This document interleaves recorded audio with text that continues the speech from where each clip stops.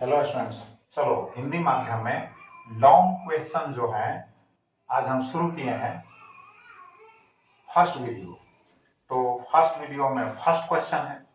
तो देखो एक ही क्वेश्चन में दो भाग हैं। देखो गॉस के प्रमेय को लिखें और प्रमाणित करें।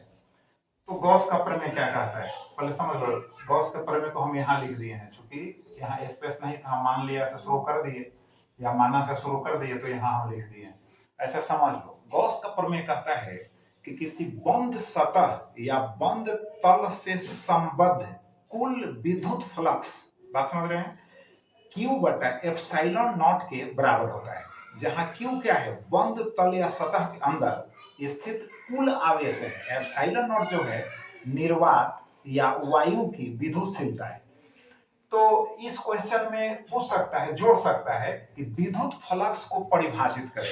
मतलब गॉस के प्रमेय के साथ साथ विद्युत फ्लक्स को परिभाषित करें पूछा जा सकता है। तो विद्युत फ्लक्स को शॉर्ट क्वेश्चन आंसर में हम बदला चुके हैं, उस वीडियो में बदलाए हुए हैं, इसलिए यहाँ पर नहीं लिखे। तो आप याद कर लीजिएगा, यहाँ जोड़ लीजिए, अगर पूछता है तो जोड़ लीजिएगा। अब देखो, तो मान लिया कि एस एक गोलीय सतह है जिसकी त्रिज्या स्मॉल आर है। इसके केंद्र पर प्लस क्यू आवेश अवस्थित है। प्लस क्यू आवेश के कारण क्षेत्र अल्पांश डीएस के केंद्र पर विद्युत क्षेत्र ए है। देखो यह गोलीय सतह है, इसकी त्रिज्या स्मॉल आर है और इसके केंद्र पर प्लस क्यू आवेश अवस्थित है। और एक छोटा सा हम एरिया यहाँ लिए हैं, क्षेत्र अल्पांश कहेंगे, छोटा सा एरिया डीएस, समझ गए। डीएस का जो केंद्र है वह है पी, इस पर जो विद्युत क्षेत्र है इस आवेश के कारण कैपिटल ई है।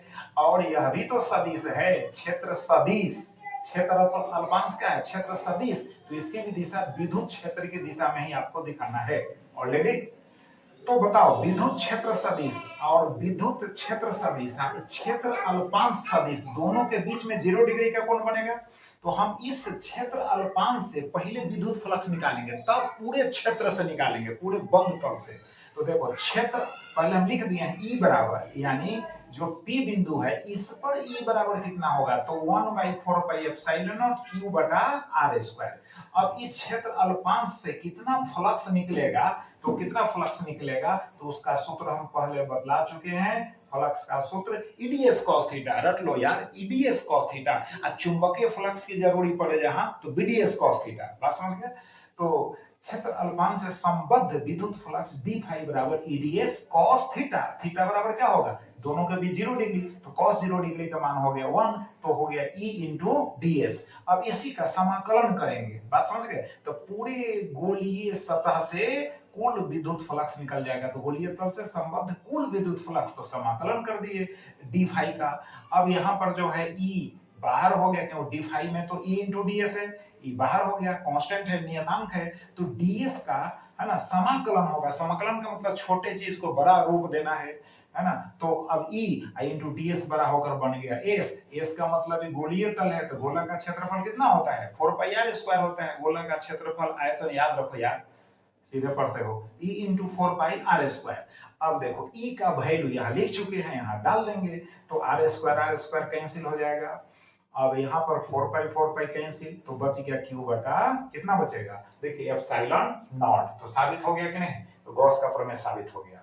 अब इसका दूसरा भाग क्या है, गॉस के प्रमेय से कूलम के नियम को प्राप्त करने के लिए अगर पूछ दे, मतलब कूलम के नियम को, तो कूलम का नियम क्या कहता है कि निर्वात या वायु में आर दूरी पर दो बिंदु आवेश स्थित हैं, दोनों के बीच जो क्रियाशील विद्युत बल कहो या कूलम बल कहो बराबर कितना होता है, 1/4 pi epsilon naught Q1 Q2 by r square. तो उसको हमको प्राप्त करना है। तो देखो फिगर यहाँ दिया हुआ है। तो ये गोलीय सतह है, इसकी त्रिज्या स्मॉल आर है, इसके केंद्र पर Q1 आवेश है। ये जो क्षेत्र अल्पांश है उसके सतह पर है यार, ऊपर में जो क्षेत्र है छोटा सा डीएस, उसका जो केंद्र पी है उस पर Q2 आवेश है इसमें, क्योंकि दोनों आवेश की जरूरी पड़ेगा कूलम के नियम में। देखो को केंद्र पर रखना है, वो सतह पर रखना होगा। अब विद्युत क्षेत्र जो पी पर है ई है, क्षेत्रफल सदिश भी उसी दिशा में है। तो चलो मान लिया कि एस एक गोलीय सतह है जिसकी त्रिज्या आर है, इसके केंद्र पर प्लस Q1 आवेश अवस्थित है तथा क्षेत्र अल्पांश के केंद्र पी पर प्लस Q2 आवेश अवस्थित है। जो बताए क्षेत्र अल्पांश से संबद्ध विद्युत फ्लक्स डी फाई छोटा सा एरिया है, इसे डी फाई बराबर ईडीएस कॉस 0 डिग्री हो जाएगा, जो ईडीएस कॉस थीटा याद करवा दिए। अब ई इंटू डीएस होगा।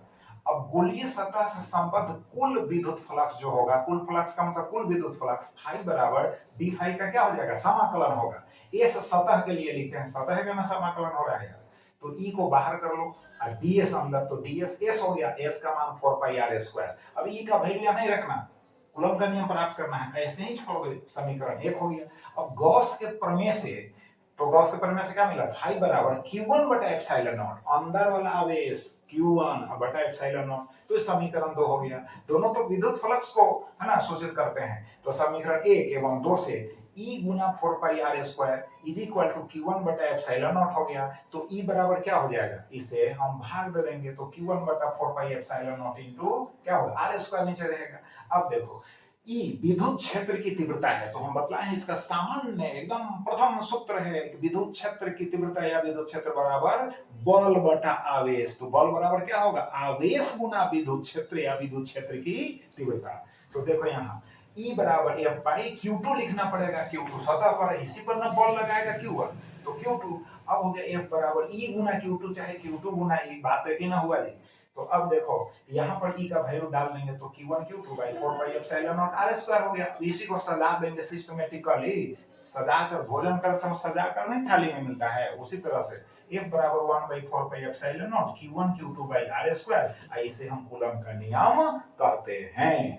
तो आज क्वेश्चन हम शुरू कर दिए, अब इसको अभ्यास करना है, याद करना है, समझ गए, आपका ड्यूटी है। और चैनल को सब्सक्राइब करना है ना, लाइक करना है, बस समझ गए। अब चलिए, अब नेक्स्ट क्वेश्चन हम नेक्स्ट वीडियो में बताएंगे। अब हम चलते हैं, ठीक, बहुत बहुत धन्यवाद, आशीर्वाद।